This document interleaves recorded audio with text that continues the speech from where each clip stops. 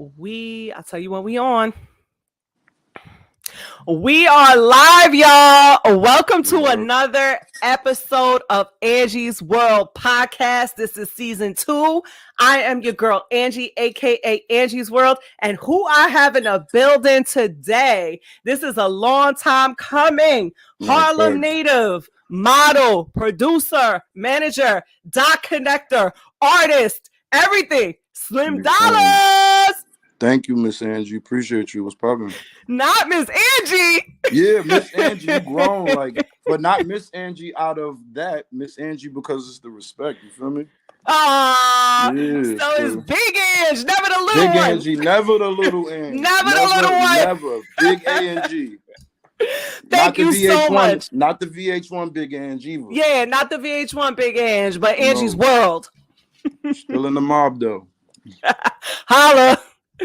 Y'all, listen, this is my people. Thank you so much for joining me for season 2. This is my friend, guys, Slim Dollas. I've been wanting him on my podcast since season 1, but he was like, you know what, Ange, I don't really have nothing to promote.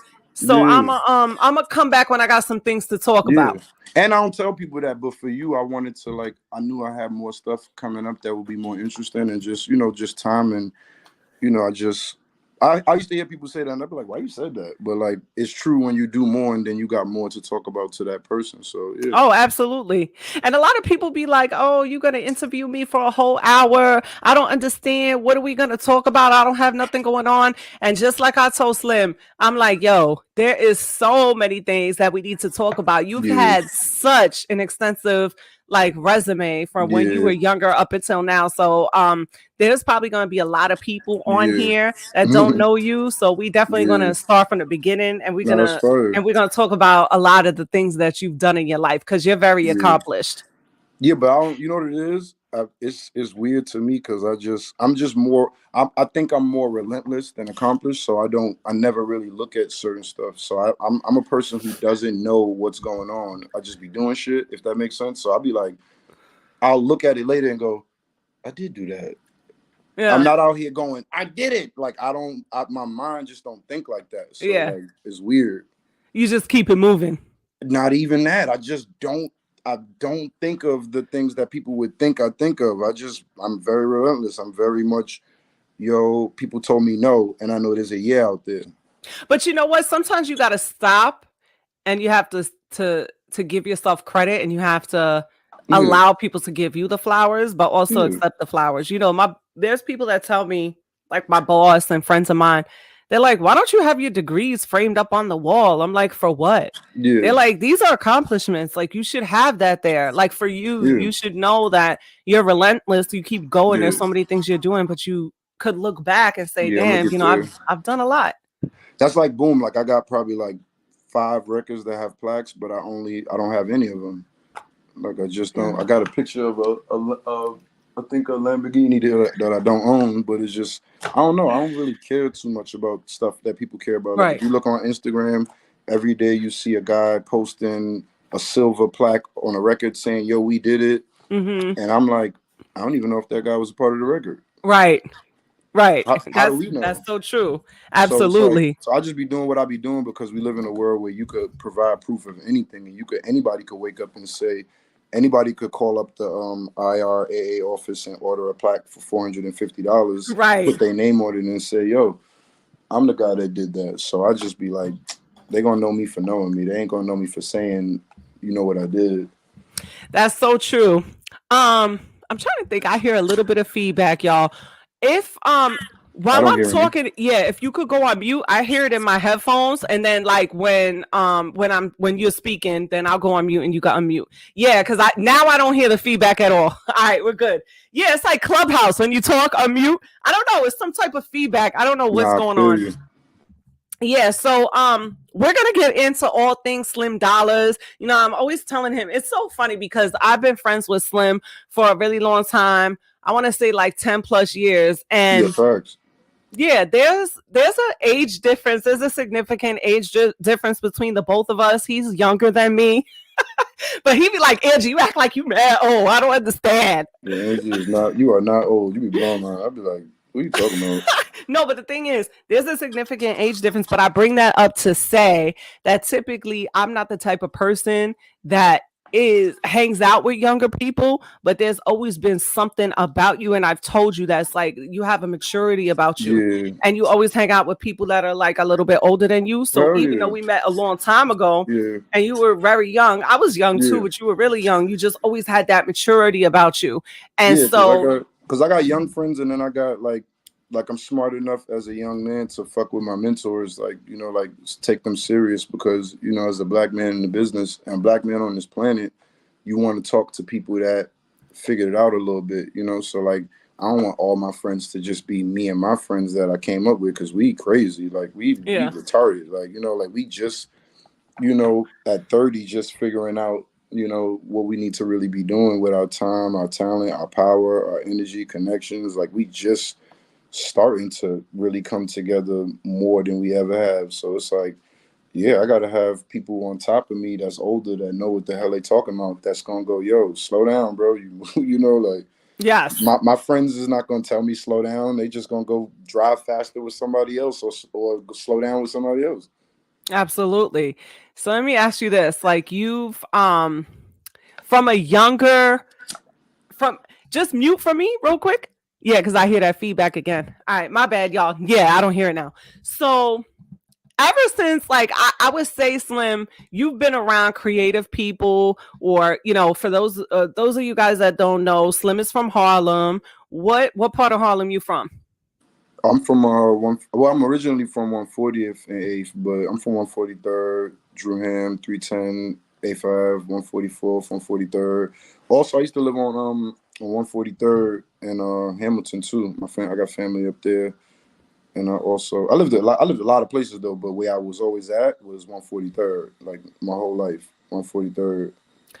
And you growing up, I remember even seeing pictures of you. I don't know if you put it up or I did it or I saw it online, but Yeah, you've always been around super creative people. I see pictures of you from when you were younger in class with like Tiana Taylor, and I yeah, think like what was it, yeah, Ace, that every like that age group. It yeah, was Ferg, Rocky, yeah, Tiana Taylor. yeah. You We all grew up with each other. Like we y'all all, all grew up with each other, and yeah, super creative people. And then yeah, as far as fashion, you were right there in the mecca of fashion, right there in yeah. Harlem, growing up. Do Yeah, you not feel like being around those creative people, or I think like you were saying, growing up, you used to see Dapper Dan and the stuff that he was yeah, doing, in fashion. yeah, Do you feel like your peers, or because you grew up in the mecca of New York City, it kind of propelled you to go into falling in love with music and fashion? Do you feel like that yeah, that was a I guess you could say like a push in that direction? yeah. Hell yeah.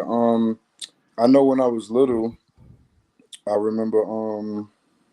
I always try to remember I can't really remember the first time that something happened with music, but I do remember this when I was a kid because this is my story is crazy because well, me and Ferg, we've known each other our whole lives, so Mm-hmm. we didn't meet on because of the music business. We Yeah. didn't meet because of nothing. We actually our parents know each other, so my mom and his dad is friends, and Mm-hmm. other people, and my mom is friends with more people in his family. Then my dad is friends with his uncle T, who's his bodyguard, and Right. then my dad grew up with his dad, and they were Yeah. friends also. So like we was gonna know each other regardless because of Right. our parents. So Yeah. like I remember when, but aside from that, I remember when I was a kid, I used to get my hair cut. My dad, he was cool too. Like once again, my dad and Ferg's dad, D Ferg Senior, they was real cool guys in Harlem. So they were fly. They were around the town hanging out with all of the the Didn't major. yeah, Hmm? didn't Ferg's dad design for Dapper Dan? He did the Yeah, he bad boy did. logo. Yeah, he did the Bad Boy logo and a couple other things with my boy T Roy's pop, another guy from my project. So like my hood is like rich in that type of stuff because when like Puff, back in the day, Harlem had the flavor. I guess in the '80s. I wasn't here, so I always get the stories from everybody else, early '90s that Harlem was popping and you had to Yeah. come uptown to get initiated into the street and the industry and stuff. So like Yeah.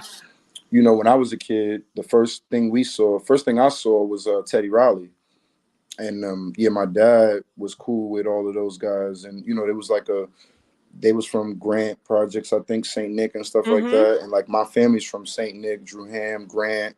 So when I was little, we all had the same barber. So I just remember being like, you know, I don't even know what age, but I remember seeing them in all the leather, Yeah. seeing them in like all the jewelry. Like, these the first guys I ever seen with like rhinestone. I mean, not rhinestones, just big ass gemstones in their chains, like Yeah. uncut rocks. Like I remember seeing the God chain. You know, like I remember seeing the God bracelet. You know, like I remember watching New Jack City and then seeing Yeah. those guys in real life. So that kind of fucked my head up a little bit because I knew they was somebody, but I didn't really know what was going on. I just knew they were doing well. Like, you know, my dad had good car. Like, oh, it was just something I saw when I Right. was a kid. So I don't know where the music thing came from really because I always liked music. And like, I remember going to like functions with my family. And then, you know, my family was like real orientated with like celebrating stuff. So like, we would have parties and my mom would make us sing at the parties and dance and stuff like to entertain. Like she would tell us like, you know, we're doing a Christmas party. Y'all got to sing a song, pick a song and sing.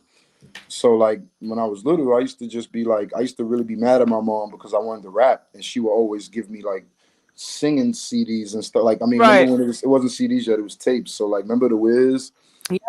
and HMV and all them Yep. stores. And my mom, I used to go to school downtown by the Wiz on 96th Street. So like when I was in like second, third grade, if I had $2 or $3, I would go into the Wiz and go get a tape. You know, I would get a Puff Daddy CD, like whatever single was on sale and it was cheap. Right. Because I was a kid, I was broke, so I would just get. We would even steal, of course, like we was stealing and shit. Like, but I remember how I first got music was the school I went to, the elementary school I went to. My mom put me in a school on 96th Street, and there was a Wiz or HMV on 96th Street. Mm-hmm. And this just goes to show you how young I am. I might be about 8, 9 years old going to school by myself. And I remember Black Rob album came out and he was doing Mm-hmm. a listening at HMV on 97th Street or something like that.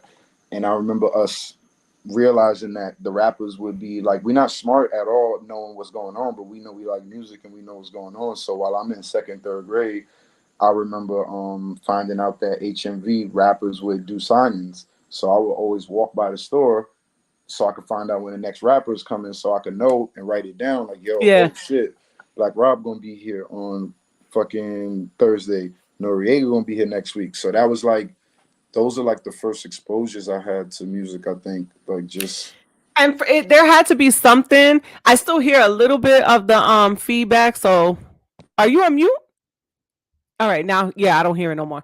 So I think that there has to be something to say for the fact that you were attracted to that. The fact that as a kid you took the time to spend your last money and go and get those tapes, or you had something where you looked at the store and said, okay, they're going to be here, then I'm going to come back. There had to be something, the way that, a child is yeah, attracted to, locking into hockey or yeah, basketball or baseball or music. Because I was a kid and yeah, I had that same thing where I was by the radio waiting to, press play and record, the high yeah. five at nine, or, you know what I'm saying? Yeah, Spending my, all of that. the, Monday night mixtape, DJ Clue. right. Or It's so having, many things. yeah, You grow up on Video Music Box. You grow up on Ralph McDaniels. You grow up on.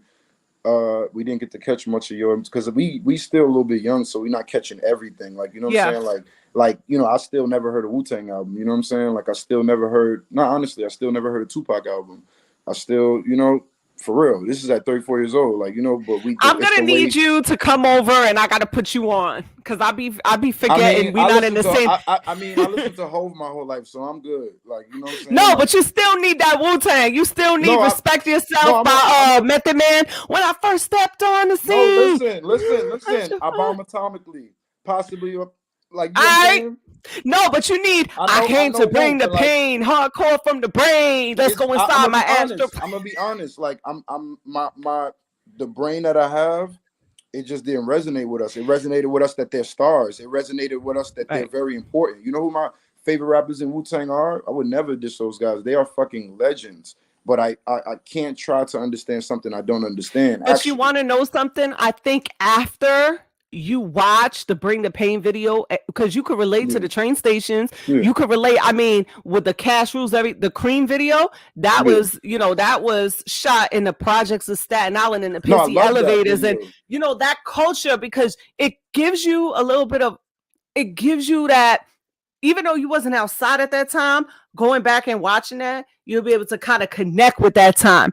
Because for me, before Wu-Tang and before Dre and all that, it was a lot of the 80s for me, like, the Rakim and stuff.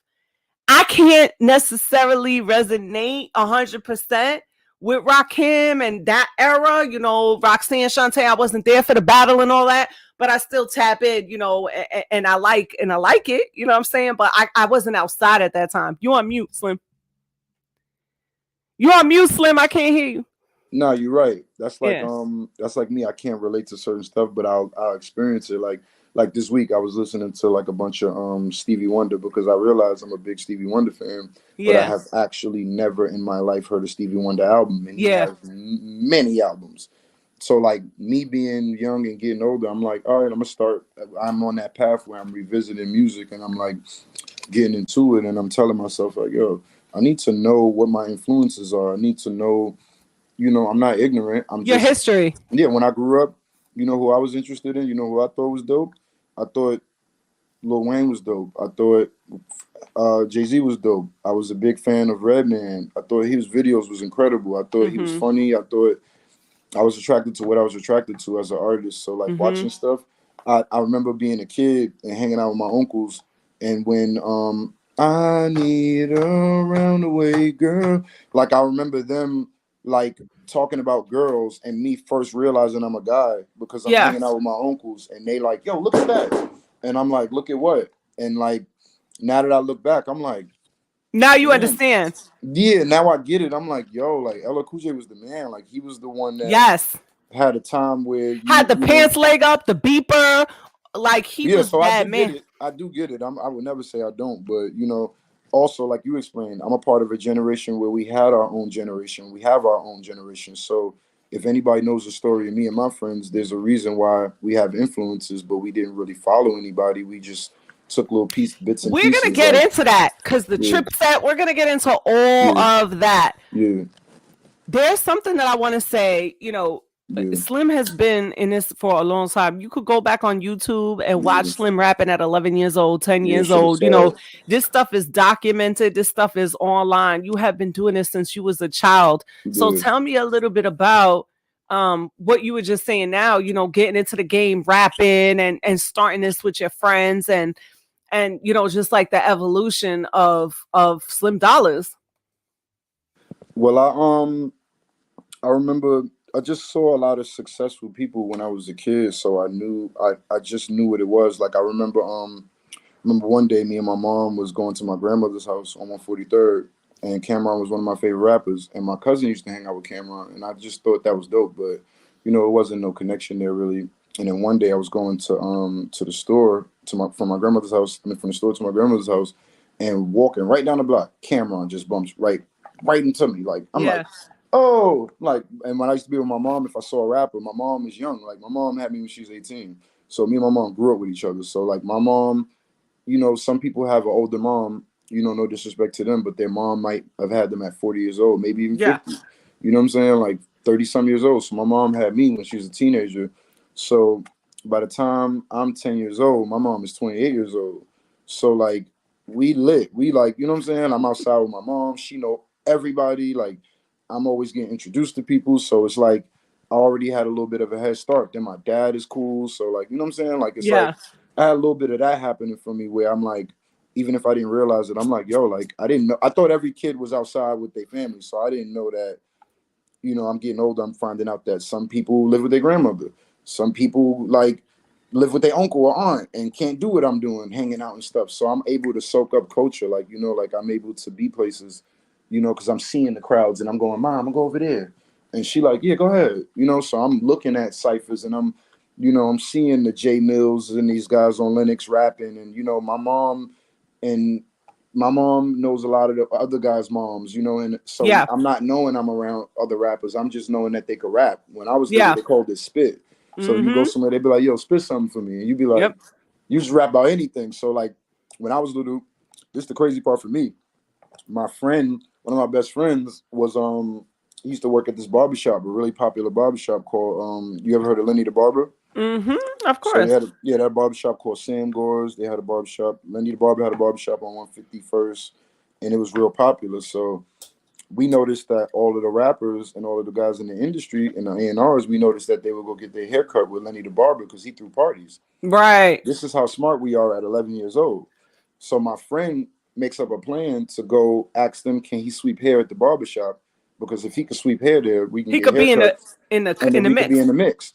So when he's cutting hair, I'm most of me being 11, 12, and 13 is me like getting in trouble with my mom because I'm coming outside with my mom, but we got to go home together. And you So still want to be outside. I'm late all the time. So I'm always lying to my mom, like, and then one day I had to tell her, like, Mom, I rap, like they like me. I'm telling you, like, I be going up the hill to rap and they fuck with me. And my mother like, what? I don't believe you, or whatever. All she did or whatever, it wasn't non-supportive, but I guess she started seeing it because we started going places, and once in a while somebody would go, yo, that's that kid that rap. And then my Yeah. mom would go, why do they know you for rapping? And I'm like, Mom, I'm telling you, I be rapping, like they like Yeah. me. So one day we was on 25th and I saw D from Rough Riders, and he had on the big ass R. Boy, that shit was icy. I saw that shit a block away. I lost my mind. I was like, Ma, there he go. We gotta go run down on him. So I get run down on him and I froze. But he told me something. He was like, yo, next time you talk to somebody like me, don't freeze, because this is, basically gave me that kind of speech. I was like, bad. So, keep that story in mind because I'm gonna meet these guys later in life. You know what I'm saying? So my Mm-hmm. whole life I'm gonna meet everybody again. Everybody. Right. Everybody's gonna see me again. So that happened, and then I was like, I started going to this barber shop called Big Russ to get my hair cut. And my barber, his name was Fat Cat. Now Fat Cat rapped. Fat Cat had a deal with, remember this clothing line called Maurice Malone? Yes, of course. Maurice Malone started a record label and he signed my barber.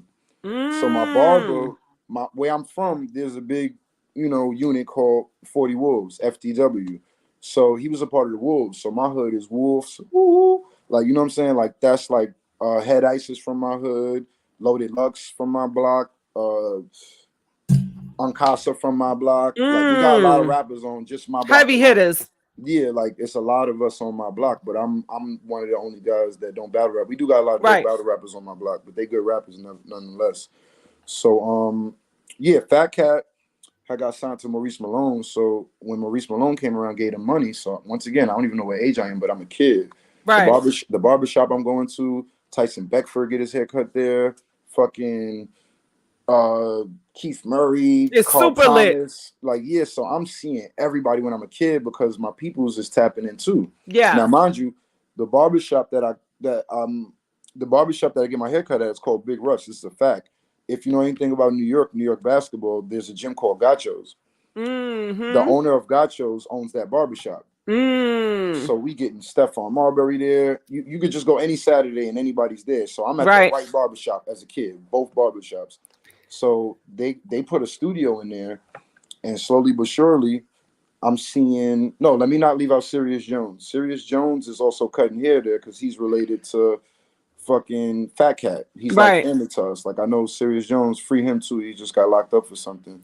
You know, Yeah. always try to Free guide him the him. right way, but that's another story, man. Right. Hope he figure it out. But yeah, so I'm just around rappers all my life and don't really realize it, but I do realize it. So long story short, they put a booth there. Now I don't know if we get to directly record, but at some point, I think I'm in the sixth, seventh grade, and I like hustle up some money, and I'm telling my friends like, "Yo, it's a studio in my barbershop. Yo, we can give the dude Jerry some bread. He gonna let us record." So we record, make some songs. It's cool. So I I'm see a probably lot leaving of out. your YouTube videos when you were a kid. Yeah, so You I'm were probably rhyming. leaving out the parts where I don't want to leave out the parts where me and Ferg is running around the city, we building and we like learning our relationship. Because let me back up. I let me back up for real because before this, the first record deal happens in Harlem that we saw, and it happens to my cousin Perry On in Preview. So Mm. Universal signs my cousin, and I'm like, y'all got a record deal? Now me and Ferg are tripping, but we not Right. bugging. We just like, wow, it's possible. So my cousin got signed with the same time by this guy Doug Morris. They got signed at the same time as JoJo, the singer. Get out Yeah, I right know JoJo. now. So we Hmm. saw all of this when we were children. JoJo, Orion. So we That's around, Omarion's brother, right? yeah, Orion. So they're all signed to Universal, and we just being told stick around, y'all gonna get a deal. Now, Yeah. mind you, Ferg's dad is connected, my dad is connected. We kind of a little something, but we just like, we in our heads like, oh, we just stick around, figure it out. So they do the deal, it's all of us, but they do the deal with just them two, which is fine, whatever. So it motivates us, like, yo, a record deal is possible. Like our Yeah. friends just got signed. Like they shoot a video, whatever happens, it doesn't come out or whatever. So fast forward 1 year later, this is how crazy universe works. So Ferg is hanging out with, remember when the GDEP video came out with the shaking? Mm-hmm. So Ferg is hanging Make out this with, money.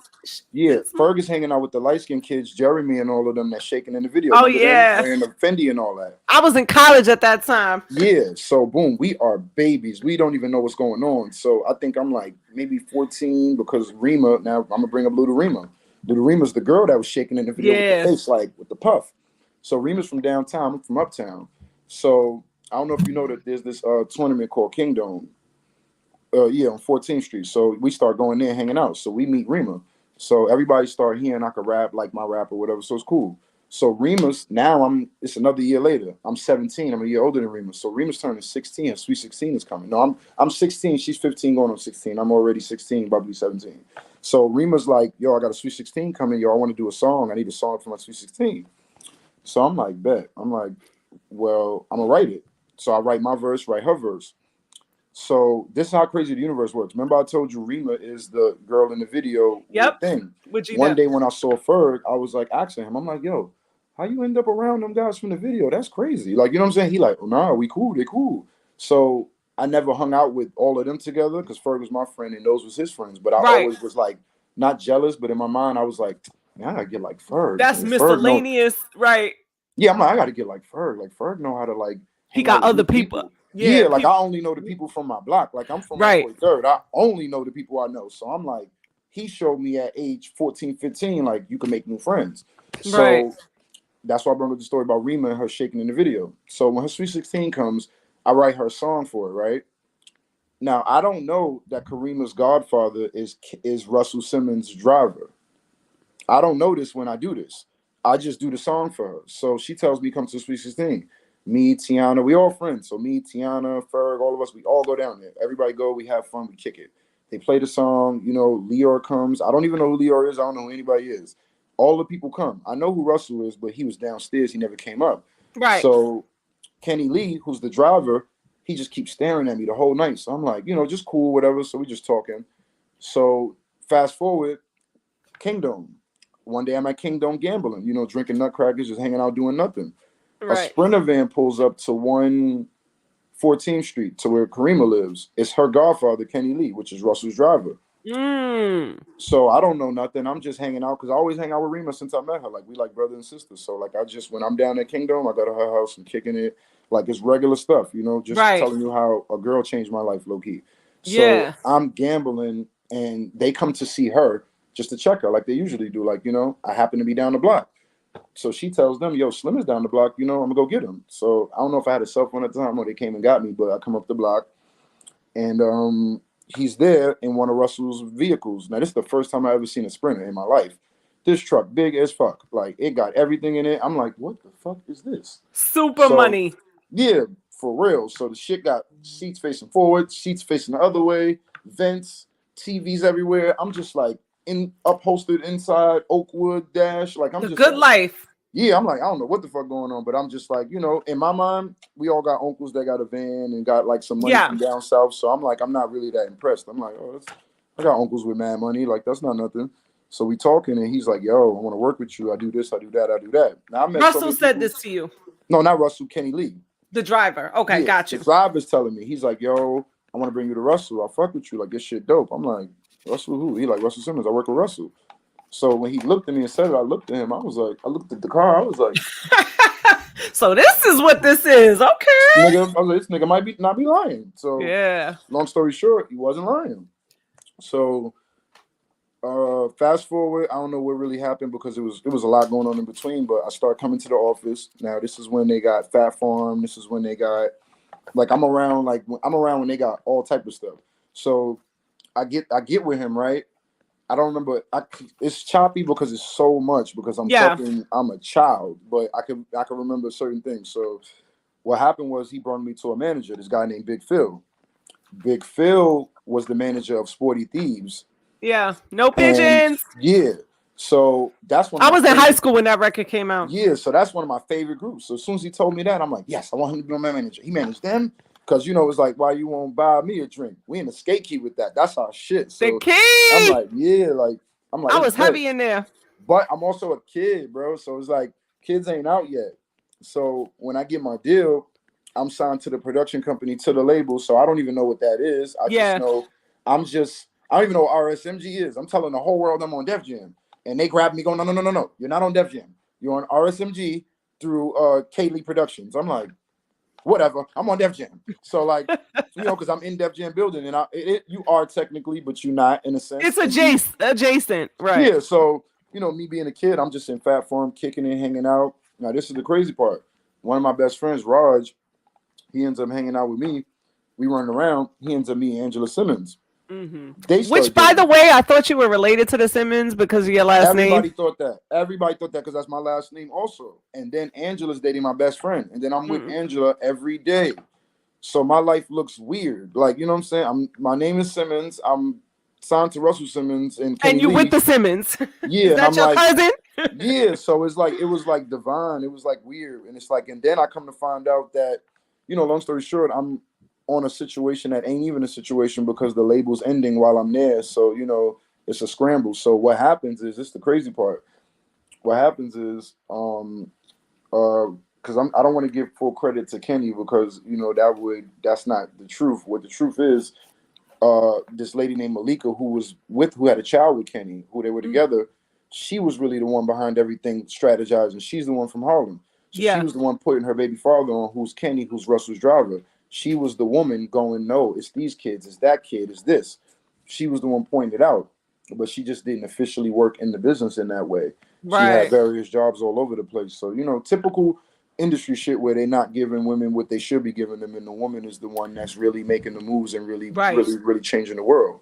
Absolutely. I'm learning this through Malika Manning, by the way, great woman. Shout So out to Malika. shout out Malika. So another person that changed my life. That's why I said it's choppy for me because of my life is crazy, like for real, for real. But the people that was in it are real. And And I it's so can't. interesting and we want to hear it and we love it. So, Yeah. So that was a woman that changed my life because she fought for me, and one thing she did for me that changed my life was she introduced me to songwriting when I didn't know I was a songwriter. And yeah, there was a TV show when I was a kid called Growing Up Gotti with the Gotti kids. I remember that.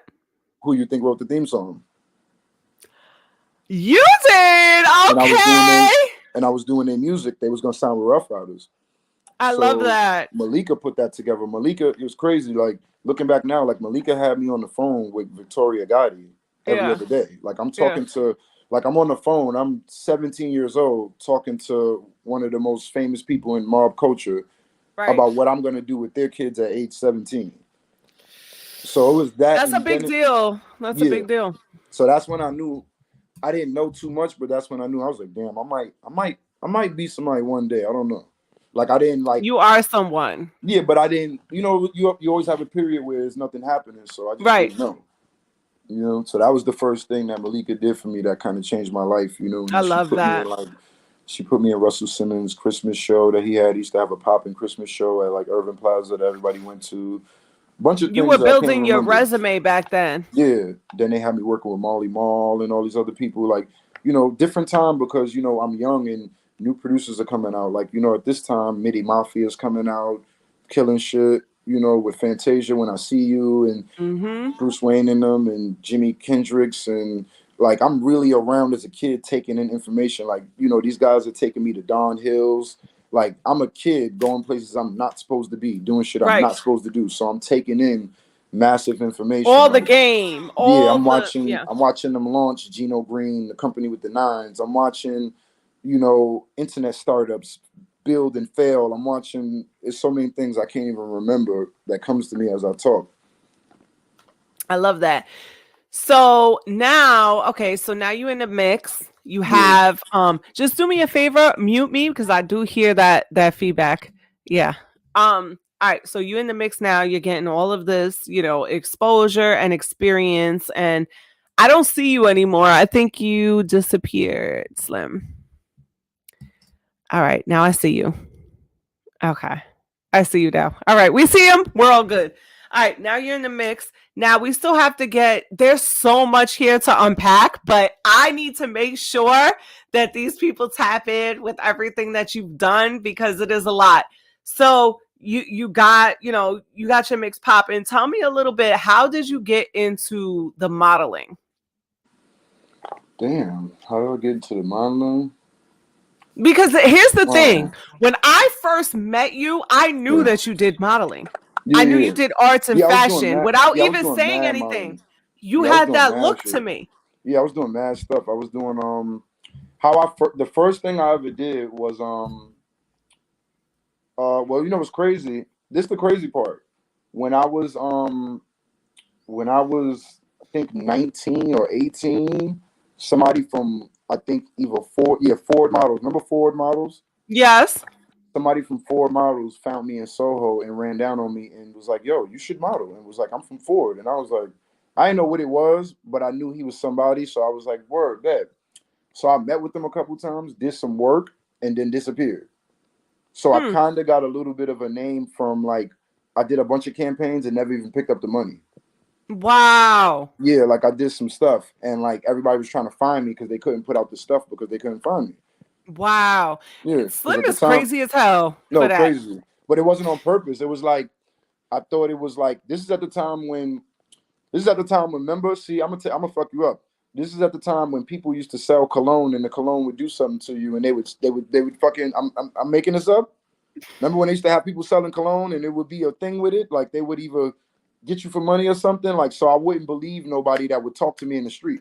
Right. That was the thing when you was growing up. So it was Because like, especially where we from uptown, yeah, where we everybody has from, some yeah, type of card game that was in the yeah, like street. yeah. So we Talk don't about talk. they had the cups. They're like, watch this thing, and Yeah, somebody over here trying to pickpocket you while you over here focused on the little cup thing that they had on the thing. And then you exactly, had the bootleg stuff out there and the boosters and all this. So yeah, I feel you. You didn't know exactly. what was real and what wasn't. But Yeah, the I thing wasn't about it, feeling you it. did Rockaware campaigns, right? Yeah, I did Rockaware.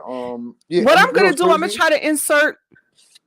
I think when I edit this video, I'm gonna insert a lot of stuff, little Yeah, clips from Slim when he was, younger rapping. I'm yeah. gonna insert the No, I the appreciate that. That'd be campaign. fire. Hmm? Yeah, I did a couple campaigns. I did how I got into modeling. The first thing I did modeling, like I said, Ford had hit me up outside, and then I kept building with them. Did some stuff, didn't get paid, ran off. Like didn't know what I was doing.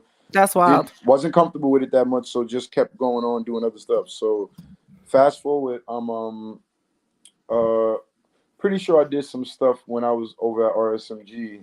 I did something, but I can't remember it too much. It was like coats and jackets and stuff, but it wasn't a big deal.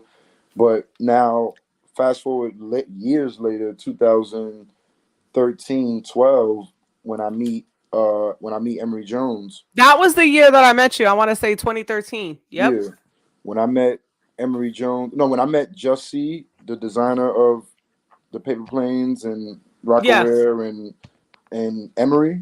Yeah. That's kind of when things changed for me when I met them. Tell us Because how it changed for you. because Emery told me that Jay-Z heard my music and he liked it and he told me to stay around and he gave me a person to go to. Love that. Yeah, so like that, and that was crazy too because it was like I ain't believe him and I cried the whole day. Aw. Like the whole day. Like for real. Like they was working on Because you've been doing work since you were like a kid. yeah. And I always wanted him to know I existed. I And love like when he that. told me that, I Me was like, too. Do yo, you see my Jay-Z yeah, up here? yeah. Not for real. Like I was You like, see that? yeah, to even know his best friend to me was like confirmation. I was like, wait a minute. I was like, yo, I actually know Jay-Z best friend. Like, I'm like, I don't believe this. Like, That right there, I would yeah, cry too. yeah. I've Like met so I many did cry. celebrities. I I've been cried. around the mix. Jay-Z is that one. Nah, I If he knew cried. I existed, I'd probably pass out. Nah, I definitely cried. My cousin Reggie drove As us you home should have that night. cried. Yeah, I was in the As car you should crying have. like a girl. I was like, yo, I was like, Jay Z. That shit is And then some there was a other story he type told me shit. because he was like, yeah, we heard your music on a jet. I was like, on a jet? I was like, what the fuck? I was like, that's Look, I fire. gotta add the Jay-Z up here. Y'all gotta look at Jay-Z Yeah. now. Yeah, I was like, that's fire. But you know, Emery is an amazing guy, bro. Like that shit is crazy. Like I'd be scared to call his phone. Like I don't. Like, I'm You want still like, to use that as a spades card during the spades game? yeah, Like I'm I'm still only like, gonna use yeah, that for yeah. He like some always, real. you know, he always called me nephew. Always show love. Always give Right, good advice. Like he always lets you know that black men powerful. Like yo, he's just right. one of the most amazing people I ever met in my life. Yo, like I it's love that. crazy. Like blessing to know. Like seriously. So now you link with him. Yeah. Jay-Z tells you to stay around. Yeah, well, Let's Emery told me to stay around with. He assigned me with two people to work with. He pointed me to. It was this guy Malik that has signed Jalil Beats, and Malik ended up being my manager along amongst 3, 4 other people that was Roc Nation family. right. So when Emery told me who to go with and who to stay with, I was like, I heard you, yes. Yeah. And then I went with him, and then I never left. Like you know, like I Yeah. was just like, all right, I'll be back tomorrow, y'all. But I Emery feel told like me. we're skipping ahead a little bit. Well, no, Yeah. you said that was 2013. Now, at Yeah. this point, do you have Tripset yet? Tell us about Tripset and what Yeah, that I do. represents. I do, but I'm not really talking about it yet because it's not fully. Yeah, I am. I do know. I do have it out there because I might. I think we started Trip Set in like 2010, 11, something like Tripset that. is a movement. It's a Tell movement. us, Yeah, tell the it's people a just a little bit. movement for Trip Set is low key just like a clique of guys that really like. It's just something. It really comes from. To be honest, see, people think Tripset is something that's something big. Where it comes from a specific day that we had. Now, Tripset actually formed around the time that ASAP formed because I'll tell you why. It's a movement. Yeah, it's a movement. And one specific day we were hanging out with Juicy J at a Fool's Gold show. And it was all of us hanging out, and Juicy J was showing us love. You know, someone I don't want to really mention, but I will. Space Coast Perp was there as well, who actually I won't leave out of the story. He introduced us to a lot of the culture, a lot of the Southern culture. I won't disrespect him and leave him out of that, but we don't deal with each other. But Space Coast showed us a lot of what's going on out there, and he came from Florida and showed us some stuff. So naturally, when he had that buzz, and Rocky was bigger, but the stars were chasing Rocky, and then some of the underground stars were like, "Yo, I want to meet everybody, see what's going on." So when we met Juicy, Juicy was calling us that. He was like, "Y'all the trippy set." He was like, "Y'all the trippy ones," and we was like, "Nah, you trippy, you like we trip set." And then we just kept saying it, and then I it like turned that. into like It's like all of us. Dipset but remixed.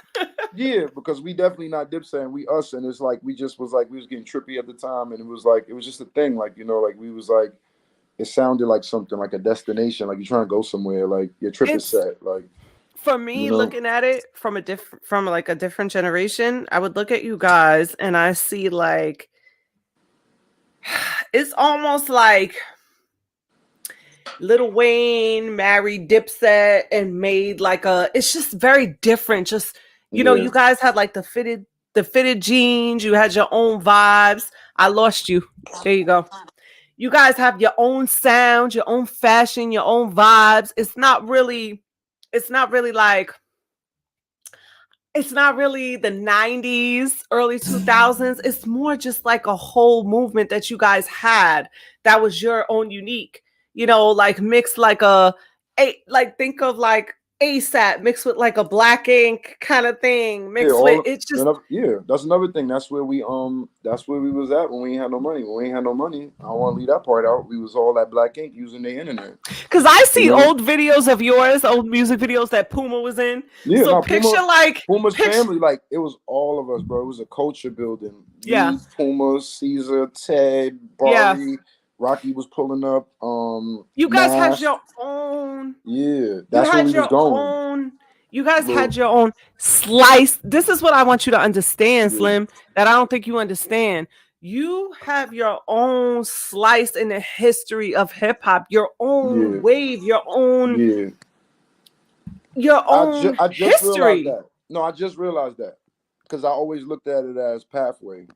I always looked at it You as can't skip over what you guys did in your generation and the impact that it's had.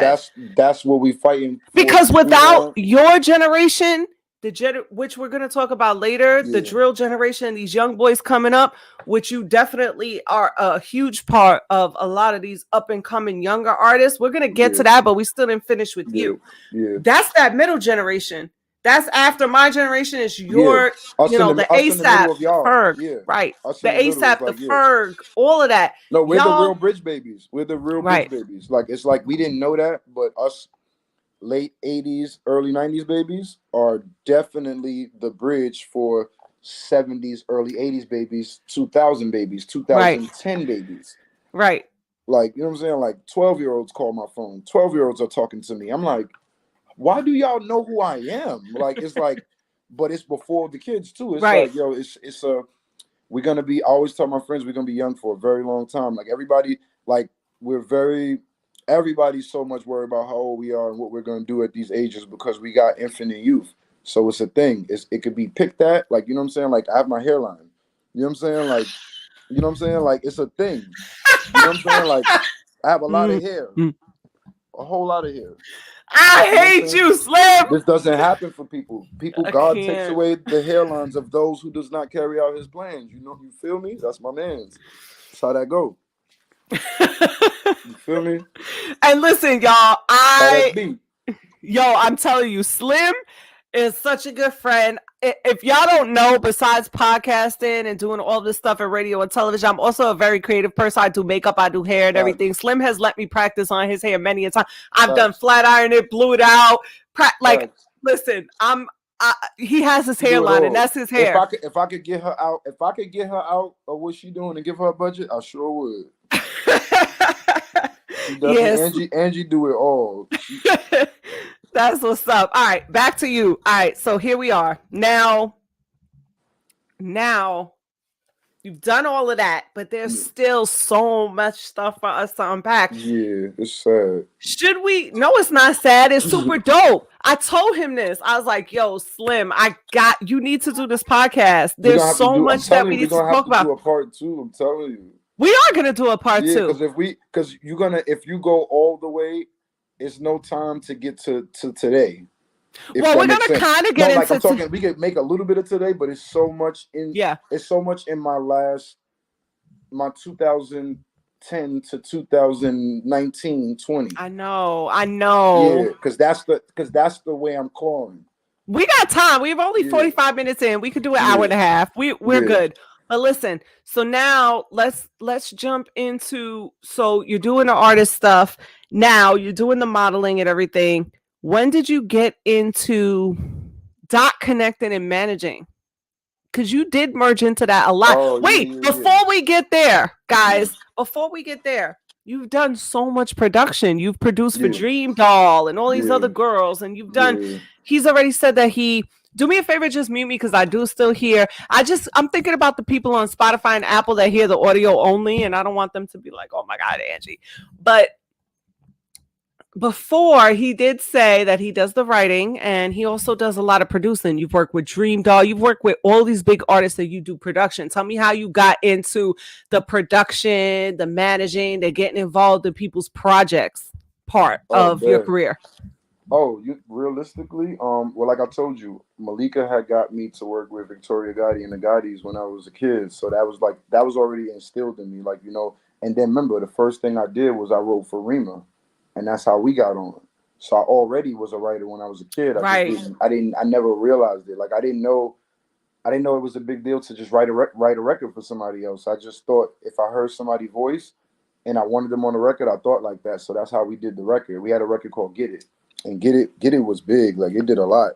You know, it came out at the time when the chicken noodle soup stuff was going on, and it was kind of a chicken noodle soup kind of record. But I wasn't a dancer, and I wasn't into that. So it was like a one and done thing for me because I was really in the street. Like I was at the same time I was selling crack. I was outside. Like I was like, I was really doing things I would say no business doing, but it was like the timing for it was right because who I was and what I needed out of life, I had to do what I had to do. Because you had to find a way to pay your bills until music and I was could on my help. own. You know, a lot of people don't know I've been on my own since I was 17 years old. You know, He has been, y'all, and that's part of yeah, I think what the maturity is yeah. that I saw in It's been you on my when you own. were Yeah, been at such a on my young own. age. So yeah, when I got my first deal, my mom trusted what I was doing. I begged her. I was like, Mom, I'm getting a deal. You can move. Like, don't Yeah. worry, I got it. Like, you could trust me. You know, because also I was going to Cardinal Hayes. I'm in Catholic school, so you know, which was a cheat code too, because 2 years of Catholic school, cheat code, I give you like free game. 2 years of Catholic school, and I only needed 2 credits to graduate from public high school. Because So it's that's always how I was ahead. able to. That's how I was able to do music. I went to Cardinal Hayes. I think you needed 30 credits to graduate. Cardinal Hayes is so advanced that Right. in 2 years I had enough credits to graduate from a public Public school. high school. Yeah, because they're In always 2 years ahead in Catholic yes. school. So when I get to high school, my friends that's meeting me, they think I'm older. They think I'm Yeah. all type of things. I got a job. Like I'm hustling. I'm selling crack. I got a fucking Nextel with the back ripped out, and I got my crack in the Nextel. So nobody never seen nothing like me before in school because I got to get it. I got to pay my rent. He had a different mindset, y'all. Yeah, Because when I met you, you was probably your early 20s. yeah, yeah, like 23, something like that. Right. I would never be friends with a 23-year-old at the age I was. I probably was like, what, early 30s? Yeah, But you wasn't I with it. said, you know what? This person, we connected because of our creativity and Yeah, other stuff. And I'm like, yo, you are and extremely mature for your it was age. a rude bum on the train. We was about to jump that motherfucker if he Yeah, got out of line. Excuse my language. New Yorkers bond over odd moments. Like Right. because I remember looking at you. We was on the D train back in the day. I remember looking Yep. at you, and then I was looking because I was about to really like kick his ass because I need to get where I'm going. But then We I'm like, looked at each other like, yo, if he go out of line, we about yeah, to, it's up. it's And up. then we like exchange numbers. So that's how we We met. got So like clicked. Yeah, we shit like clicked. that. Cause yeah, this was before like I think Blackberries might have been out, flip Mm-hmm. phones or something. Yeah, and then we just got cool from It's there. definitely BBM days. Absolutely, and then we got cool from there because we both love music, super Yeah, creative, and yeah, that's how we got our friendship. So, all yeah. right, so back to you So and how the I got stuff into the that you, management. huh? You said how I got into the writing and the management. Yeah, got into management. You was explaining that, and there's a lot of stuff that you do now. Yeah, Um, and I always did little bits and pieces of it. Like I think with the all right, so boom, the artist stuff is crazy because uh I don't want to leave out the story, but okay, so after the after I get to Rockaware, this is before Roc Nation is even made. It's Sean Carter Enterprises and it's Rockaware and they acquired BBC and Artful Dodger. So I'm around for that.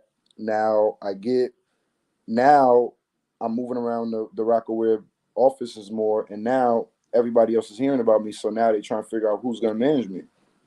So my guy Malik that signed y'all little beats to what was it called at the time? Roc Nation. mm-hmm. Uh he assigned him and then he found me. So I'm just around coming to the office every day. So I meet Michelle, Jay's sister. I meet Rel and Mel Carter, Jay's nephews. So me and Mel Carter, we get really tight. So I start doing shows. I start telling Mel like, "Yo, if you want to perform at my shows, I start. Oh, let me pause. I was booking venues in Soho. I was using all my money, every Yeah, money I had. I was using to book venues and book everybody I knew that I liked. So yeah. I probably threw like from 2011 to 17, 18. I probably threw maybe close to 100 shows. You know, like Mm. for real, like really threw You was going hard. everything I could throw. I was just putting shit together, just. So me and Mel I doing remember shows. that. You was Me and, everywhere. Tokyo. We'll yeah, get to all that. yeah. So we doing shows all over the world, all type of shit. So like, but I'm just speaking for the New York side. So we doing shows at SOBs and Lit Lounge. So one day I get a big show, and I'm like, I get a big show with Tommy Boy Records during remember CMJ Music Week. Mm-hmm. So I'm getting booked for all the CMJs, like everything. So I'm like, Yeah. oh shit, like I'm getting booked for all the big shows. So I'm like, I'm not a hater. I've always been a hustler. So I'm in Rockaware. I'm like, I see all these artists that waiting on somebody that's cool with Jay to put them on. I'm like, yo, Yeah. I'm like, yo, I got shows. Everybody trying to book me. Mel, you want to do a show? Yo, you want to Yeah. do a show? I put everybody in the show. So we start doing the shows, everybody from the office start coming to the shows to support all of us because we all a Mm-hmm. unit now. Like it's not just Mel they support, they supported me as well. Like, nah, fuck with Slim, I want to see him too. So I Yeah. didn't realize I'm doing that. I'm just looking out low key. So now I'm coming back to the office, and now people know my talent because they didn't know what Soho was doing and what Harlem was doing merging. They didn't really see what we was all doing. So now they coming downtown with me. They seeing us. They seeing people fight to get in the doors. They never seen Yeah. that shit. They seeing people beat up bouncers. They seeing chairs flying. They seeing crowds. Like we're the first crowds. Like everybody else has stand arounds. We got the first hype, the first mania, because of Rocky, what I'm doing, what everybody's doing. It's a lot of people. So Right. that's kind of how the shows happen. And then I'm booking artists, so I'm meeting everybody. So I know all the artists because I'm either performing with them or booking them. So I do a show. I do a show in 2014 called Lit Fest. Mm-hmm. So I get two venues. I get a venue called SRBs. I pay for it, and then the second venue lit. So I don't got that much money. I think I had like 4 or 5 grand to my name or something like that. Everything come out to like six. So Whew. I borrowed $1,000 from my friend Trippy Treats and Peso, and I tell him like, yo, just trust me, bro. I'm gonna flip this. We gonna do this venue. Now I know one thing about me. I do stuff by myself because I don't like to ask people for stuff because then on my conscience, I'm trying to. I think people worrying about if I'm gonna deliver. So I Yeah. always do stuff. I always been a person that always paid for everything by myself. That was Yeah. the first time I asked somebody to help. So they helped. The shit was super successful. Like sold out, tickets sold out, both venues. Like this is one of the biggest shows that ever happened in New York independent. Still, like it's like a Love thing. that. Launched mad people careers, got mad people hot. So I did that. So the following year, I'm noticing South music is coming to New York, and we taking a liking to it way more, and we really tapping in. So I start seeing what I'm starting to see the beginnings of labels in Atlanta that you wouldn't know is a label yet. So Right. one day, my boy is a DJ E Double. He from South Carolina. My family's from there too, so we build from that. We used to travel around all the South by Southwest's, meet all the artists and stuff. So we meeting everybody. One day he calls me like, "Yo, I can get Rich the Kid up here." My boy, he worked with him. I'm like, I like Rich the Kid. I've been seeing his stuff. He dope. So I make a play to get him up here. We put the money together. I think it was like $1,500, $2,000, something like that. We get Rich here for my birthday. My birthday, March 7th. I booked the show for the 6th, I think. So mind you, this is the last show that I do because I get Rich to perform, and I'm trying to be such a good host Yeah. that I'm overexerting myself, and then I just panic on everybody. And then, there was a rapper who I'm cool with now, but he had a plan to like use my how you say it, like throw me out and trick me out the street to get himself in position, which is cool because that's something smart you should do. So he comes to my event and he gets into a fake fight, like Malcolm X, hand in the pocket. Yo, get your hand out of my pocket. He pulled one of those. So I'm upstairs. This is when I knew I was smart, and this is when I knew I was different because I'm a crash out. I like to fight. I like to get into it with people. I'm confrontational. But this is when I learned that I'm a master of this shit. I'm from the red side. This person from the blue side, right? So they antagonizing me, and I'm like, oh, they downstairs causing ruckus in my shit. They know it's my shit. I'm like, nah, be smarter than that. Let them do what they doing. You're a businessman. Stay upstairs and work. So Right. while I'm strategizing, Rich performs. I don't perform. Rich kills it. Everybody loves him. It's going crazy. I'm about to perform. I'm like, what am I about to perform for? Rich just killed it. Yeah. This is when I know I don't want to rap, but I don't really know Ooh, it. that was the moment. Yeah, I don't really know it because I'm still getting deal offers and I'm still working and Yeah. I might have had a situation at the time or something, or maybe something. I always had somebody trying to sign me or something like, Yeah. so it was always something on the way or about to happen. So that's when I realized I didn't want to. So when you did that event, it was almost like another door open for you that you went through that you feel like Yeah, you felt more at home in that role than you because did in the actual artist role. but not even that because this is where it get tricky because I didn't book Rich and then wake up and say, all right, we're gonna book everybody. Like I didn't become a promoter after that. I didn't become a concert guy after that. Yeah. I said to myself, I don't know what I said, but I knew I was like, I started digging for the information so I could figure out what I wanted to do. You started thinking for more of how does this more operations. So Yeah, like what do I want to? Yeah, what do if I you want think to about do? it more in terms of like if you think about it more in terms of corporate, you went from being on the front lines to the operations in the background. Yeah. So I was like, yeah, exactly. But I was like, how do I do it? What do I do? Because everybody still want me to be an artist, and I'm still feeling creative, but I'm just not feeling like assembling myself to be a creative. Like, I'm The getting tired of that. entertainer, as Yeah, opposed to now how the yeah. machine works to Yeah, push like out the like entertainer. I'm wasting a lot of money on clothes. I'm wasting a lot of money on looking like a star, and I'm like, yo, like I'm going broke to make people think I'm somebody, and I also don't really care, and it's killing Yeah. me. It's killing me because I don't care. It's not killing me because I didn't make it. It's not killing me because I'm not a star. It's killing me because I do not care. That's a fact. Put me on mute for a sec. I mean, put yourself on mute for a second because I want to ask you this question. It's funny that you did say that, because a lot of people, they would say, okay, so you grew up with these people like ASAP and Tiana and Ferg, and they did the artist route, right? And people would say to you, well, do you feel resentment, or do you feel like people underestimate you, when they don't really realize that there's that you're the dot connected to a lot of stuff behind the scenes, that you are involved with putting other people out to the forefront. So you did make it just as much as they did, but people don't see that because all they see is what the entertainer is. So do you feel like people underestimate you in that way? Yeah, but it works to my advantage because people. I'm a child of the city, so people speak of me in their own personal ways, and it could hurt them. Like I'm very, like I'm I'm too smart for somebody to think I'm stupid. Like, and not boasting that I'm smart, but like I have the experience of 10,000 failures, Absolutely. Yeah. and people wouldn't dare. Yeah. People wouldn't even touch 400, 200, 150 of them. You give somebody 10 failures, and they're gonna go, you know what? I'm gonna go get that brick. Like I made a lot of money in the street, and then said I made a lot of money in the street, and what my friends taught me is be an individual, be yourself. And God took a lot of things from me. Like like a lot of people don't know that another thing that held me back was being in the street. I had a gun case where I got caught with a bunch of guns. And by the grace of God, like I'm still here. I was supposed to be coming home. I was supposed to be doing 10, 11 years, something like that Wow. in 2010, 2009. Wow. So I made mistakes that people wouldn't even know about because I don't think it's cool.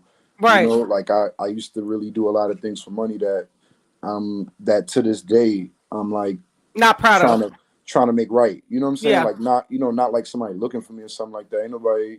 We It's ain't just on that. morally for you, Morally, yeah, it's like it's wrong. Like I robbed a person before and ended up. My life is so crazy. I robbed someone before and we pistol whipped them and we hurt him really bad. Right? Let me tell you how God worked. I lost my apartment. I was homeless. I met that person again. Wow. They took me in and Wow. and they didn't know who I was. And I Whew. That's deep. That is so deep. So, which brings me, this and is I such no a I got to wrap that because I told him who I was and he told me he knew after a while. wow. And they still had grace for you. And, Yeah, because he said he knew I was lost, and he said he knew I was doing stuff I had no business doing. but you want to know something? That's the great segue for me to go into what I want to talk about with you now, because you're so involved in mentoring and managing. What I don't want to say managing, but Yeah, being there, being that person that helps a lot of these new yeah, drill artists, or young artists, or artists on the come up. You're yeah, involved in a lot of their careers. You help them out a lot, and you've been through a lot in your life, as far as of course the industry, but like yeah, being reformed from doing crime, and yeah. From doing doing stupid those kind stuff. of things. Right. How Tell me about your role in that, and just mute yourself for 1 second because I hear the feedback.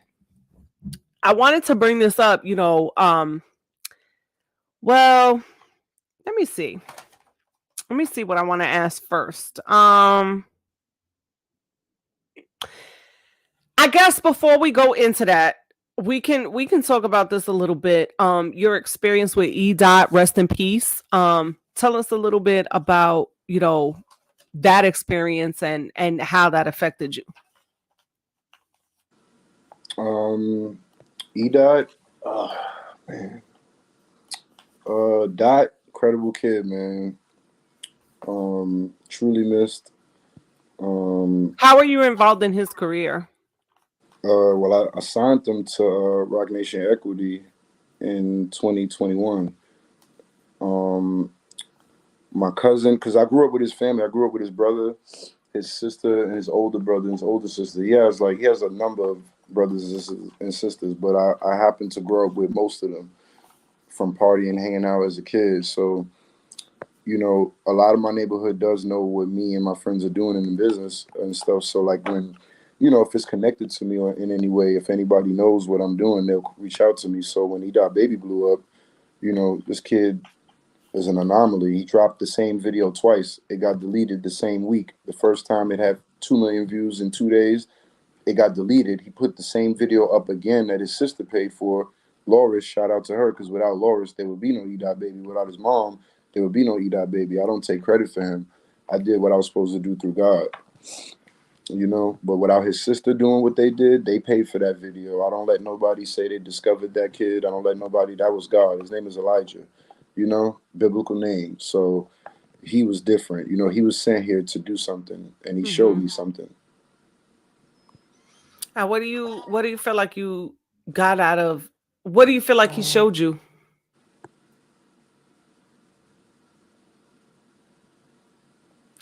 I know it's a difficult situation. That's the thing. Like, it hits home for for Slim Dollars because he was really so involved in his life, and loss is never easy. Loss is never easy. I've lost a lot of people in my life along the way that took me a long time to get over. So I understand that. And you did as much as you could for him, while he was here. And you continue to work with young artists and put everything that you have into them and help them. And that's the thing. Like, we spoke about Slim, his come up and everything that he has experienced coming up, whether it was business wise, whether it was in the streets, whether it was mistakes that he made. And that's why I wanted him to talk about everything that he's doing now, for these kids, because it's needed. It's definitely needed. um you okay, Slim? You still there? Yeah, I'm good. I'm good. All right, take your time. You know what I'm saying? And again, this is pre-recorded. We could always edit out what needs to be edited out. This is not Nah, you good. live. It's real. Like I ain't worried about that. You Like don't it's have to be that. on camera. We could talk audio, Yeah, however you feel comfortable. it's good. I'm good. It's God though. It's like I don't. I hurt for him. Yeah. Yeah. No, I get it. I get it. Um, rest in peace to him. Yeah. Prayers and thoughts to his entire family. Um, you know, Slim was very close to that situation right there. And we don't have to stay on that. Um, we could talk about, what you're doing now for, the rest of the up and coming artists that you're working with. Tell us Yeah. if No, I you want to mean, talk cause about it's it. yeah. I mean, it's not because it's not a thing with E Dot. I'm always celebrate him. I'm always honor him. You know what I'm saying? So I don't live in a world where I'm about to hide how I felt about a person who I like God sent to me. Right. Those type of things wasn't up to me. Right. Somebody call you and they ask for your help, and their life might be in danger, and you got the resources to help them out. Then that's Right. what you got to do. And you You did know. that. You absolutely did. So even with him and the other kids, with everybody, with anybody, with myself, it's people see the thing that hurt the most is when you in the industry and when you somebody like me, people see flash and glitz and glamour. You trying to get on, and they don't see how many lives you saving. You saving your life. You saving people's lives. Right. Everything people talk to me about, they talking about numbers, but I'm talking about lives. Right. Absolutely.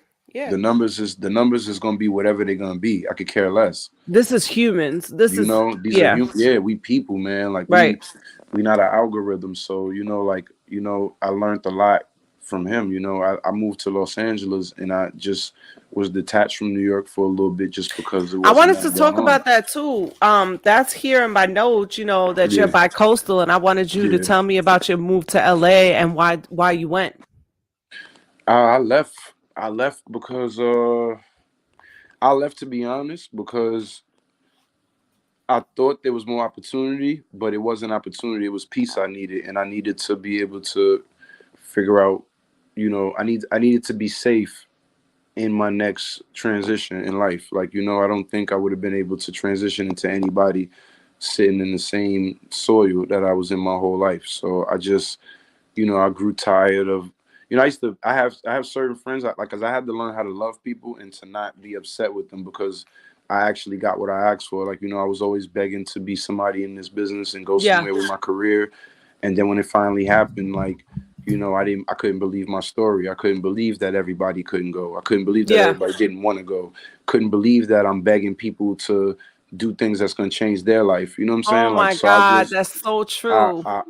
before I would have lost myself with people and settle for what this is, Right. I said, let me go do what's uncomfortable and let me go do what's unexpected and go get what's unexpected. That's the hardest pill to swallow. When Yeah, people because that you thought that you've had dreams with, that you feel like it's gonna go with you to that next level, yeah. like they they have that chance, but it's kind of like they're not with you on the same timing. So you have to it's almost like a divorce, like not a divorce, but it's a loss because you have to keep going without these people to the next level. And that right there, that's hard, especially if it's people that you grew up with, or you know what I'm saying, like people that you've had dreams with and stuff like that. And that's the thing about life. Like sometimes people that you think that's going to be with you forever, it's not like that. You know what I'm saying?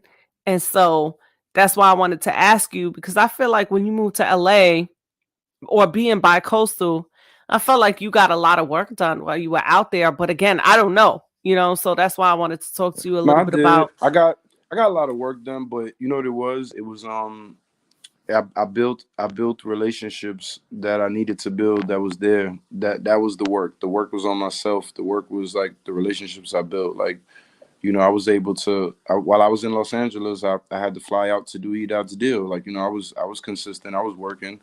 I didn't I did a couple other things while that was happening. Can't really remember it right now, but like I did like a complex beat battle. I did a lot of things while I was Yeah. in Los Angeles. Like I did some shows. I did a number of things. I worked with B2K. I worked with did a album with worked on an album with Black Tuxedo, which is Chris Brown's writers that did Iffy and a number of other records. We worked with J Boog on his project. I worked with Monifa. I worked with Classic Monifa. I Baron love Monifa. Davis, Glasses Malone, Problem, uh, Black Child. I worked with so many people while I was out there. So yeah, How do for you sure. feel? What do you feel like is the major difference between New York and LA? Did you feel like they embraced you in LA? Oh hell yeah, they love me in LA. Oh, man, LA is my other LA. I'm from two places at this point, to be honest. Like it's Yeah. not even like LA Harlem. is his Harlem does. stomping grounds. If I Yeah, ever go to yeah, California, I gotta yeah. bring Slim with me Yeah, nah, because facts. he, Harlem does have yeah, to share me with LA. Like, but yeah. it's not a. I think I'm the first person because I'm not the first person that moved like that. Like, I don't think people know Loon was from LA too. Like, I never knew that. Loon was Loon went to high school in LA. I never knew that. Yeah, Loon Shout went to out high to school in Loon. LA. Loon, like, we kind of got that thing happening where like I'm the other guy that kind of like is in LA and like most people go out there and kick it, but Harlem dudes don't move to LA, so that was new, I guess. That's Yeah, a fact. But because I listen, you didn't I got to didn't know what I was transition. doing. I didn't know because my friend Bari from V-Lone told me to move out there. Like that's one of my closest friends in life. Like I grew up with him, and he called me one day and he was like, "What you still live in New York for? You broke?" I was like, "What?" I'm I was dead. like, "What?" I was like, "You know, I ain't broke, bro. What you talking about?" And he was like, "Nah." He was like, "You in New York, just sitting around, like just doing the same shit." And I'm like, he's like, "You just come here," because I always go to LA anyway. I'll be in LA for like a month or two. Like since like for years, I've always just been in LA for a little bit, 2 months, 3 months, a week or two, weekend, and it's been a thing. So like, it And was you a gotta, time when it's I like wasn't going. you evolve with the times, because there was a time Yeah, in my generation where New York was the Mecca and everything was yeah, moving out here. Nothing else yeah, was going on. I mean, you see yeah, Kanye's documentary, he came from Chicago here. People, Britney Spears, her family yeah. uprooted from the South here. Beyonce, everybody had to come here into the labels. Everything was moving out of New York. But I think at some point, it started, transitioning between Atlanta and LA as well. So you kind of have to adjust with the times, I think. Yeah, that shit is. Yeah, that's what it was for me. Just like just realizing like we travel a lot. Like we used to go to Austin, Texas a lot, Miami. We got like our own little like couple states that we go to a lot. Like everybody I guess goes to them too, but we go places that we've been going to out the routes from whoever got shows and traveling. So along the way we all found places we like to be and things we like to do, and that's like I think that's something that's important when you're from New York, because New York problem is that New York is going to be on New York's dick until New York like dies. And it's like y'all love New York, but it's like go experience other things and come back. The New York is in you. It's like Yeah. you No can't live matter where you here. go. Yeah, you can't live here acting Right. like New York don't piss you off to the top of Right. your It's a soul. love hate thing. Yeah, it's like you love it, but then you got the times where you're like, what the fuck am I doing here? Tell me about your time in Tokyo. You were there for a while, Oh weren't you? yeah, yeah. Tokyo was lit. Yeah, I was there for like a month. Tokyo That was was the popping. Snapchat days. I was living Yeah, Snappy was vicariously through popping. him. Yeah, Snap was lit. I remember Snapchat. That's But how I saw most of the nightlife out there through your snaps. yeah, Tell me about how that experience was.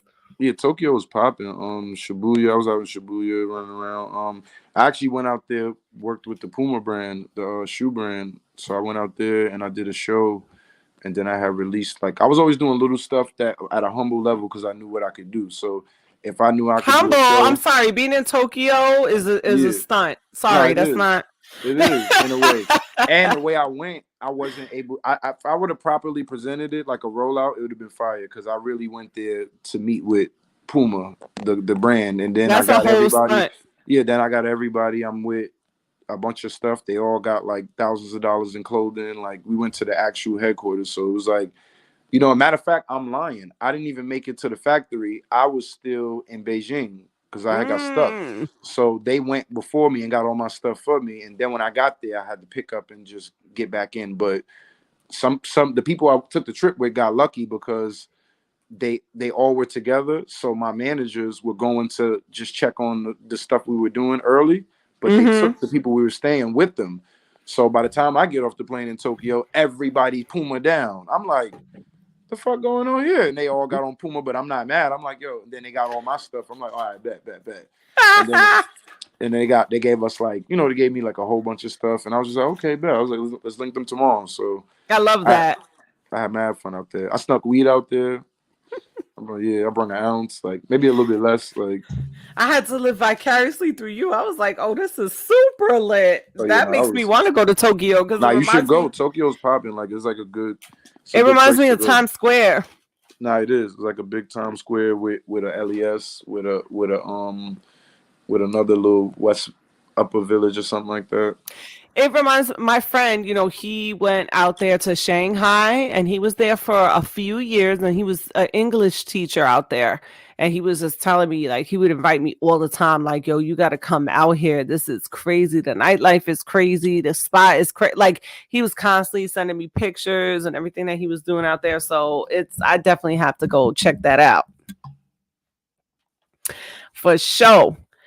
So tell me, Slim, I'm not going to keep you here all night. We probably just, there you go. Oh, you on mute. No, I said I forgot to put it back on.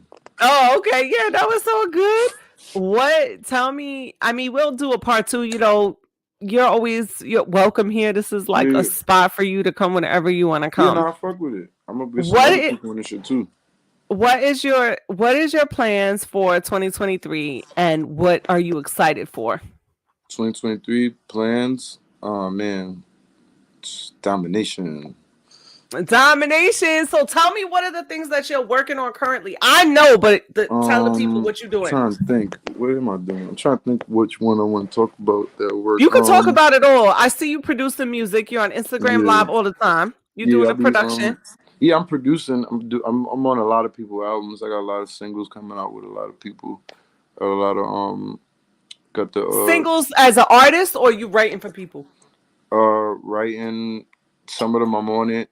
Some of the because I'm not gonna be an artist, but Abandon being an I artist. am an artist on certain things. Like I'm on one of Ferg's projects coming out. I produced some stuff on one of his a few of his projects coming out. Me and him working on a lot of stuff together. Who else? Some of the other members too. We got some stuff. About to get with Ills and help him with some stuff. That's my boy. Love Um, that. who else? Um, the Hill man. You know, Naughty World and the guys. You know, D Dot and DD and D Play for Keeps and all of them. You know, helping them with whatever they need, making sure they get where they got to go with I their love that. careers. However, I can help. You know, I'm helping with the management, their team, helping them with whatever they're doing. Slim is the Um, dot connector. I'm yeah, telling y'all. just yeah. Alarm, Alarm, got this R&B singer that me and her we like we like fucking Wyclef and fucking Lauren Lauren. Hill. Yeah, like me and her just make music mad effortlessly, like real easy. I love that. I'm so excited to Yeah, and to then hear everything there's that so you're many doing. other artists. Like I just started working with Leaf. Leaf is incredibly talented. There's so many people. When Matt this stuff Ops. comes out, you got to come back to the podcast Yeah, and let us yeah. know No, no. what's going on. I'm gonna do another one so I can tell you what's really going on because that's not fair. Like that's just that's You just telling me what's really going on? Listen, there's that's so like that ain't it's too much going on like in that sense because there's so many people we putting together. So it's like it ain't just my stuff is what I'm doing, but we really like keeping our hands full with knowing that the time we in we gotta just embrace everything. There is no time but the time. So that's a fact. Let me I ask could you. tell you, Let me ask you a question. If you had any advice for anybody that is trying to come up in this industry, what would be the number one thing that you would tell them? man, y'all better watch how y'all treat people. Woo, boy, that's a fact. I learned that early. They think it's the money in the music. To treat people how the hell you want and see what happened for you. You'll get pimped and be used and never make it your whole life and wonder why. Everybody hating on me. No, everybody decided they don't like you. You are out of control. Oh my Because it goodness. ain't up to me. It's people that say they don't like me, and I wouldn't say that out loud if I was them because a lot of people like me. And the people that don't like me, I understand that there's something within themselves that they don't like. Cause I like you, brother. You good? Right. That's You absolutely. all It's right? definitely I a might not personal like problem. something you doing, but I still like you. You still Uh, good. Like you, Right. there's something Right. to like about you. I just don't like what you did, what you said, Right. how you Absolutely. move. That's for sure. You got to watch how you treat people. People gotta watch how you treat people, cause on the way up, you see them same people on the way down, Exactly. And and those are then, the ones that could go. Nah, he not good. It's like the club. If you walk into the club without somebody and leave them, and then you get to the second door and they send you back, and then they finally let the nigga you walk past in, and then yep. he's like, "Yo, who else you with?" He look at you. He like, "Yeah, you know what happened, nigga." Yes. Such a good analogy. He gonna go right in the club unless he Such a feeling good godly. analogy. Unless he feeling godly, because sometimes I do that. Sometimes I fuck an idiot up. Like, You yo, you give know people what? grace. I let him know. I'll be like, "Yo, you weird, but come on, Right. do that again, and I'm gonna weird you up." That's a But fact. other than that, it's New York. It's vibes. It's like we trying to change the energy. Like you could be you, you could talk all that shit, but help some people, bro. Like that's what I learned about life. Like you might be annoyed by it, but you could change the world if you do something for somebody and try at least. Like the fuck. That is a fact. And I'm so proud of you. Before we get out of here, No, we're you going to too. play a game. Yeah. I just want to tell you because, we always play games here at my podcast before we get out of here, but I'm going to be very serious and tell you how proud I am of No, I you, of appreciate that. everything that you have accomplished, what you continue to accomplish, everything that you do for people in the industry, Yeah. away from the industry. You're not a podcast person, Yeah. and you came on my Yeah. podcast. I ain't So doing no podcast. I'll do yours, girl. I appreciate that. No I, funny shit. But I mean, you opening me up to doing it. I fuck with you, but people. Plus, it's like the podcast be men. I'm gonna go. I'm gonna go talk to women. I ain't talking to no men. yeah, Unless 2023. you're a great man that's really accomplished and you doing something. Like I'll talk to Torre. You know what I'm saying? I'll I like talk to. Torre. You feel me? I know journalists. Like I want to talk to Yes. journalists. I don't want to talk to the dude that's like, yo. So where the bitches at on Friday when you in Harlem? Let me know about that. Looking for the mess, right? That's not my Or brand. how you feel about if this dude is from here or that dude? I'll be like, bro, Yeah. what the fuck do that got to do with me, bro? No, I feel you, but you know what? It's so Niggas ask me crazy. dumb setup shit, and I'll be like, bro, I don't care. Like I don't own this Right. town. I'm here. And that's the thing, right? Because for me, and it's funny because I had a conversation with somebody prior to this, for me, my tagline is I lost you again, Slim, you went black. All right. My tagline is to uplift, like not even my tagline, my brand is uplift, empower, and inspire. That is going to be on everything that I have. It's on my YouTube. It's going to be on merch. Uplift, empower, and inspire. So the conversations that I have on my podcast is people that I want to have conversations with, where when you guys are watching, you can take something away from what Slim has said. My YouTube demographic is 99.9% men from the ages of 27. I think it's like what, 25 to 45 or something like that. They can hear your story, see the things that you've accomplished, see the things that you've gone through in the street and how you turned your life around and be inspired. Girls can watch this. So my thing is about having conversations that uplift, empower, and inspire people. Those are the three things that matter a lot to me. I'm not chasing and I'm not judging anybody. If you cover mess, celebrity gossip, all that kind of stuff, that's great. That's your brand, but that's not kind of what, and I don't want to say brand as if, because that sounds so fake. That's your brand. That's not my brand, but that's not who I am. I got to be who I am. So for me, it's cool to like have fun and talk about those things, but I want to open up conversations that could change people's lives, inspire people, do something that can change people's lives. So when I think of guests that I want to come up to my podcast and talk about, is people that has gone through adversity, people who have continued to propel forward, people who are against all odds and they made it, people who had the cards stacked against them, but they've been there. It's not about where the hoes at and all, and listen, and the mess and the celebrity guy. And again, if Yeah, that's it's your thing, testimony. huh? I said it's testimony. It's That's what that's me, and that's how I've always been. You know what I'm saying? So that's kind of why when I had the conversation with you, I'm like, yo, you need to come up here and just talk about you. There's plenty. We could even do a part 2 and a part 3. And you didn't even think we could do. You were waiting to wait for some. You told me last year, yo, I gotta wait till I got some things going on. I'm like, no, come now. You're on mute. You're on mute. even more serious. Like my mental health wasn't at a place where I could reflect on things. It was a get through period. Yeah. So it was like I had experienced a lot of losses. So Right. I was like, I wasn't ready to speak on things that wasn't fixed yet. Because you were So it was like, grieving.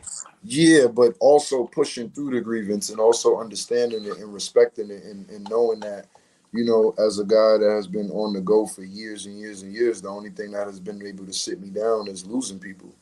So, This is the first time in the 10 years that I've yeah, known Slim that he sat down.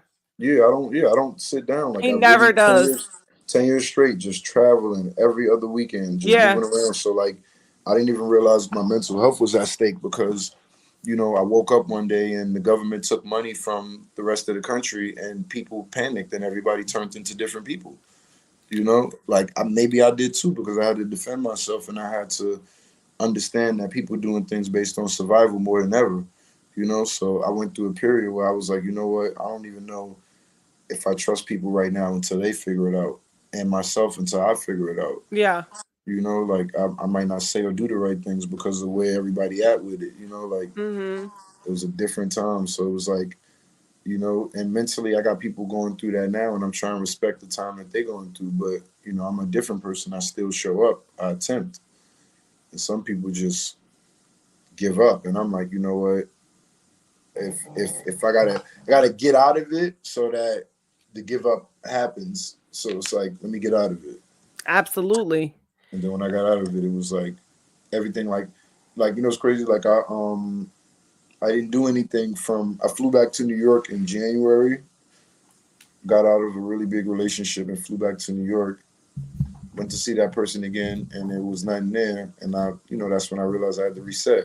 Which Went is to New another York. loss for you too, because Yeah, you that's know, major. Yeah, that's yeah. a So loss. I'm like, you know, my little brother gets killed before that. You know, like it's so many things that I Yeah. got past that. If the story sounds all over the place, it's because I did the work to move through it, Yeah. not to sit there and hold its place and go, yeah, this is specifically this hurt from this time. Yeah. It's like, no, nigga, when you get over pain, you don't remember pain. Like, what, you don't hold on to pain. You're supposed to forget pain. I'm supposed to forget why something hurt me because I got over it.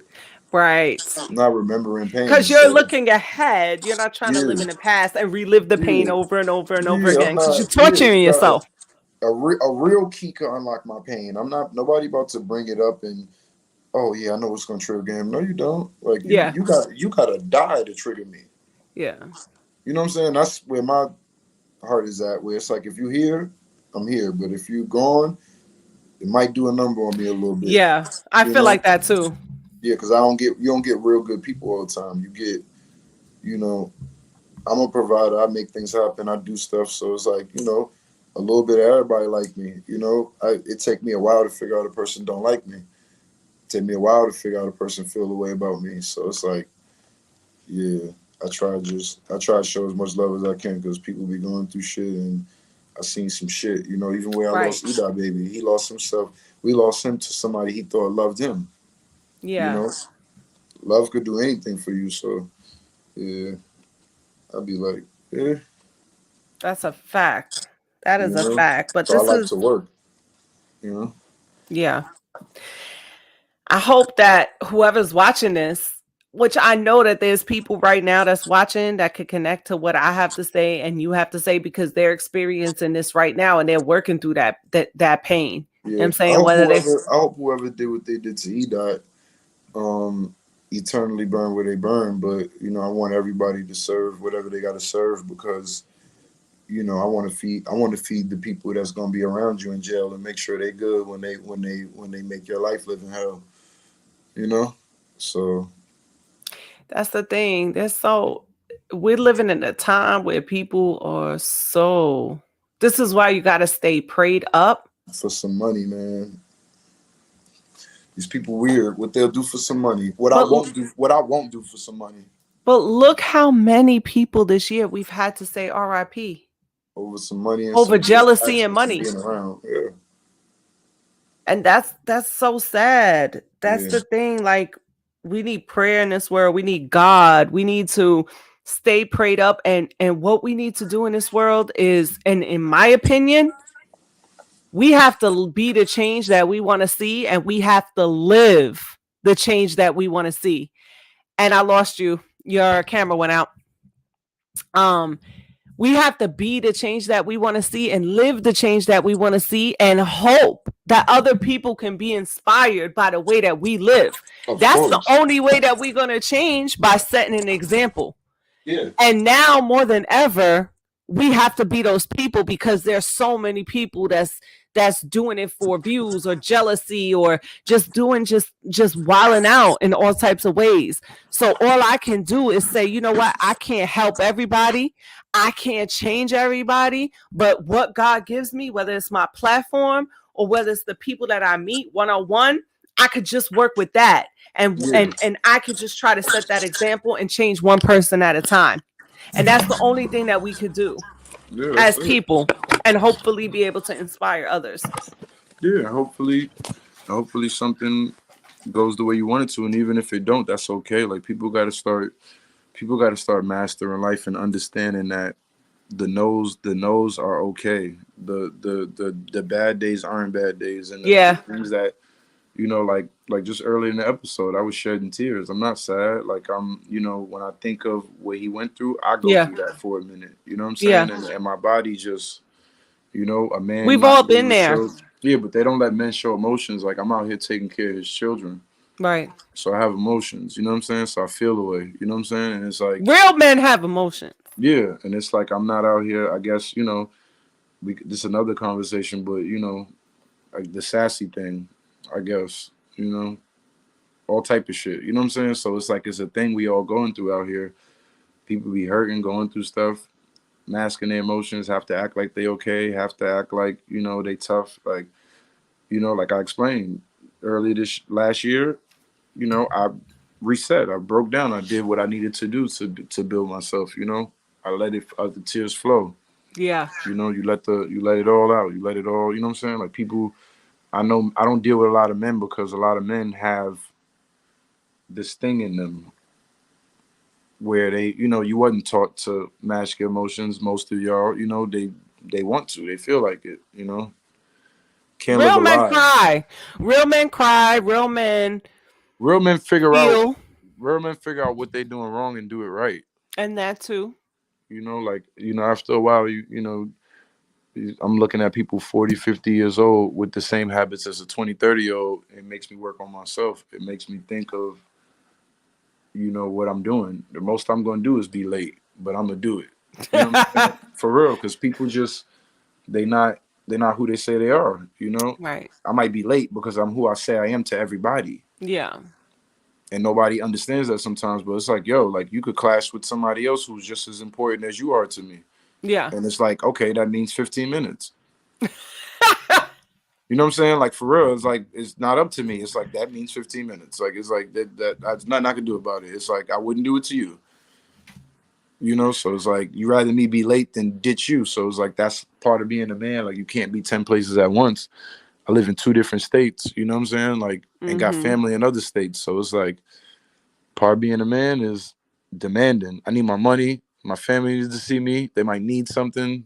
You know what I'm saying? Like all Yeah. type of stuff. So, you know.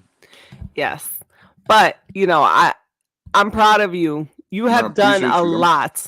And I I'm keep just telling getting you. started. I appreciate you. I'm about to do more than I ever did. I know it because it's like it's a lot happening, but like I enjoyed my journey. Like I wanted to, I'm a real organic kid of the city. Like, I really a lot of people really remember me being 14, 15, 17, 18 on a bicycle outside, you just all over the place, man, energetic. So it's like, I know one thing I know is that there's hate out here, but I know my city got a lot of love for me. So it's like, Heck yeah! yeah, so it's like in Spend a city, dollars. in a city where everybody's so cool and so, he ain't nobody, he ain't this. It's like, Oh, I please, see everybody a because I goddamn celebrate celebrity. people too. Please sit your ass Yeah, down somewhere. exactly. But one thing about me, if people pay attention to me, I celebrate everybody. Right. Like I don't. You go to my page, you might not even see me. No, for real. You go to my story, you might not even see me on my story. Yeah, I'm like that too. It's We're just similar everybody to that. else. It's like it's like once in a while, I'm like, Right, right. I'm alive, y'all. I don't want people thinking I'm depressed. I'm just like I'm just not vain. Yeah, that's a fact. And I'll be trying to get that out of him. A little bit of, you got to stunt. No, you Come be on. saying that. I'd be like, but it's gonna make sense though when I'm finally comfortable doing all that because you don't hide your gifts, your talents. Like it's timing. But I know that that's part of what Like, do my you know I gift. want to act? Like, I'm gonna be an actor. That's one of my next transitions. Like, I'm gonna be in Let's movies and talk stuff. about that a little bit. Let's see you in the camera because you like this now. So all I see is your forehead. Tell tell us a little bit about this acting. Oh, I'm gonna act. I'm gonna do it. I got to. Why not? The Hollywood. So Hollywood bug bit you from being out there in Nah, not Hollywood.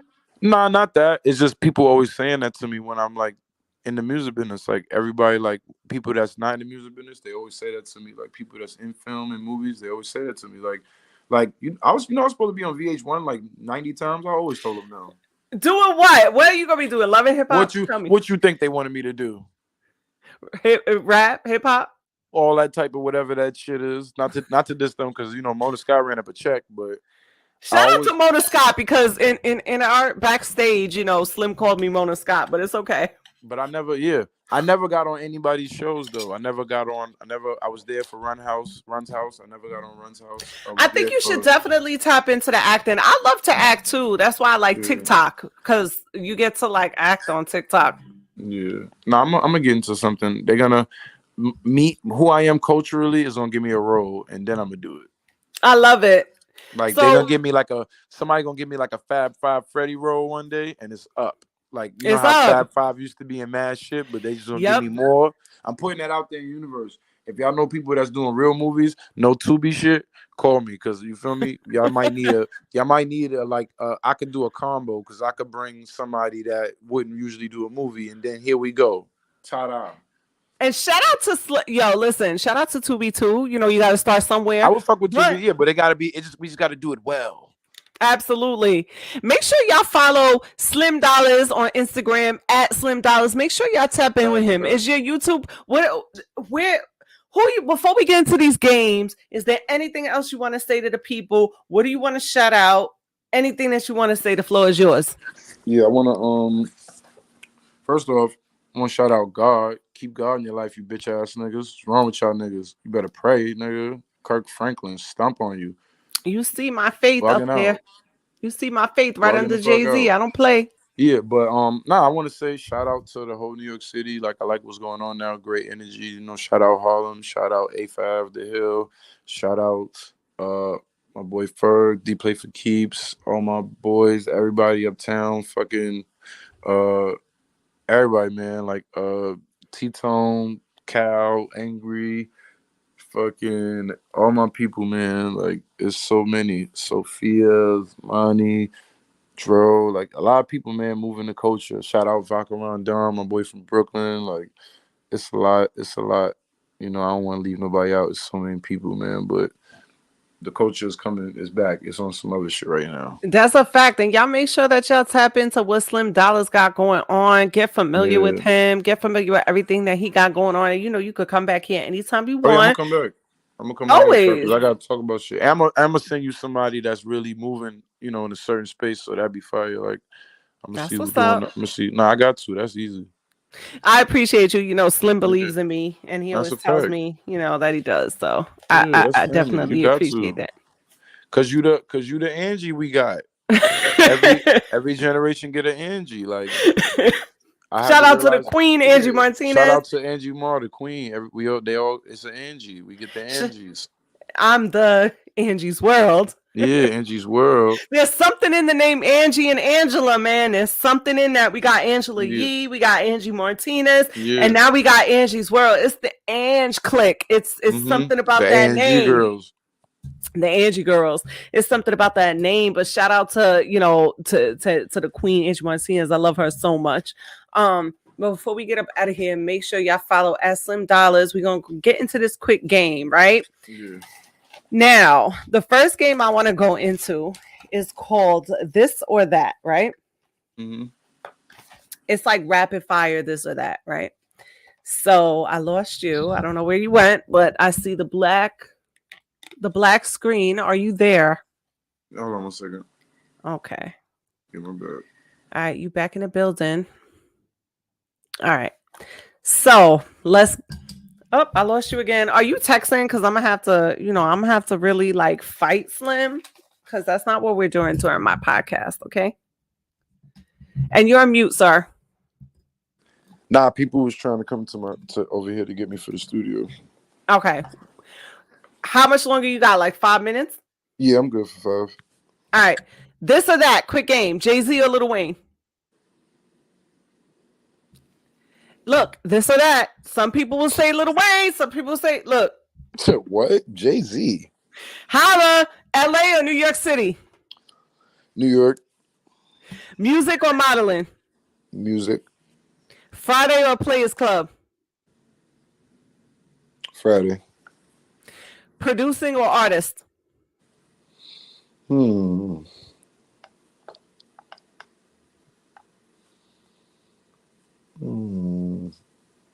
Producing or artist? Producing. Okay. Comedy or horror? Comedy. CNN or Mobb Deep?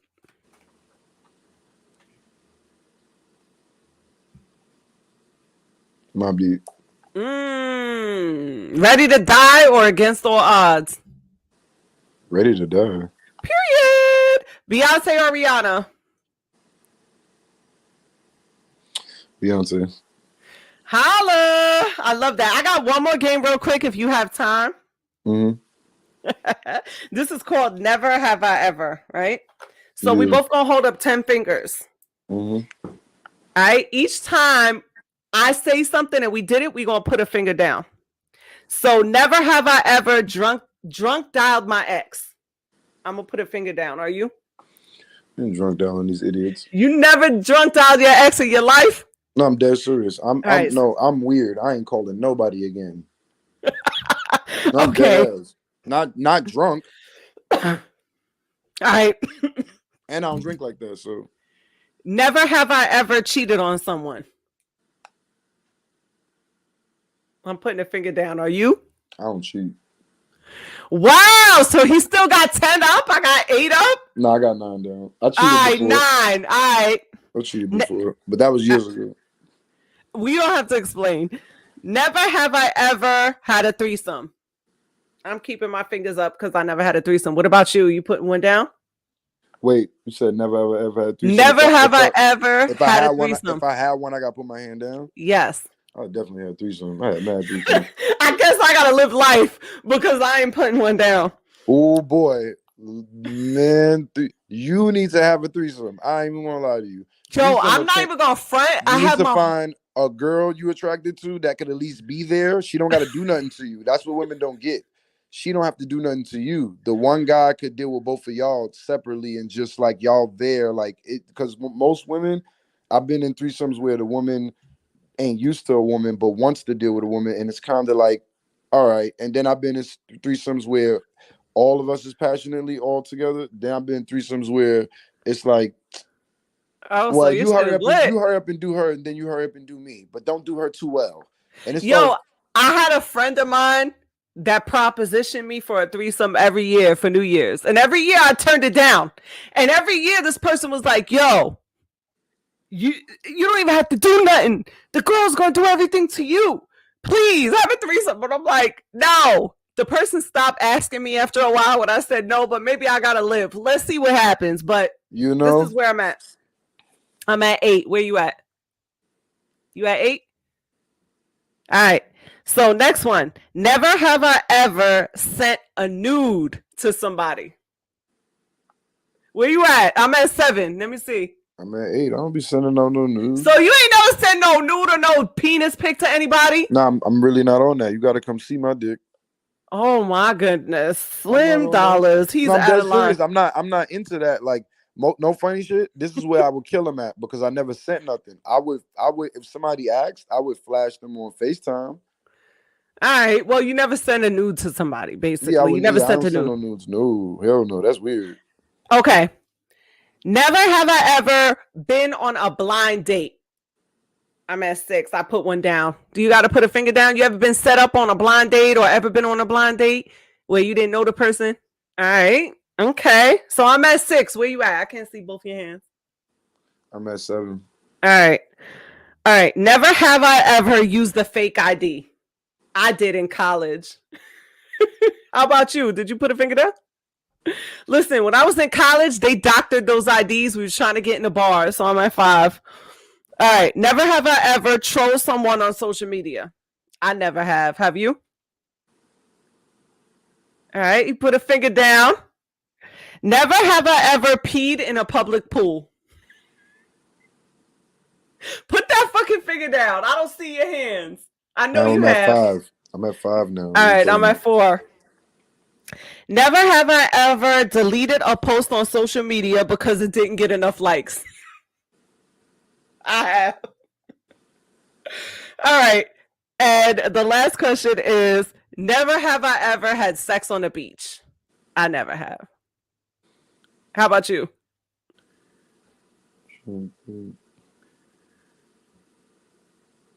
Sex on the Beach. You probably have because you've been in LA a while.